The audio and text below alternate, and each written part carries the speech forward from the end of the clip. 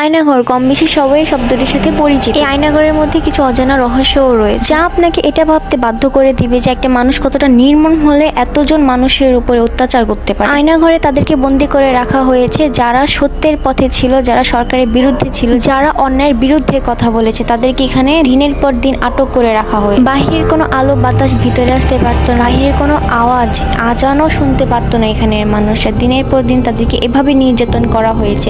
তাদেরকে খাবার পচা বাসি নষ্ট খাবার তাদেরকে দেওয়া হতো। প্রতিদিন শারীরিক ও মানসিক নির্যাতন করতো তারা। নিজের বাসা থেকে তুলে এনে এখানে গুম করে রাখা হতো তাদেরকে। কথায় আছে না, মানুষ তার কর্মের ফল কিছু হলেও দুনিয়াতে ভোগ করে যায়। আর যদি তিনি দুর্নীতি না করতো, নিরীহ মানুষদের উপর অত্যাচার না করতো, তাহলে হয়তো আজকে তার এই দিন দেখতে হতো না, দেশ ছেড়ে তাকে আর পালিয়ে যেতে হতো। যাই হোক, আজকের মতো এই পর্যন্ত। আপনারা সবাই ভালো থাকবেন, আর এরকম ইন্টারেস্টিং কিছু ভিডিও পাওয়ার জন্য অবশ্যই চ্যানেলটিকে সাবস্ক্রাইব করে পাশে থাকবেন ও বন্ধুদের সাথে এই ভিডিওটি অবশ্যই শেয়ার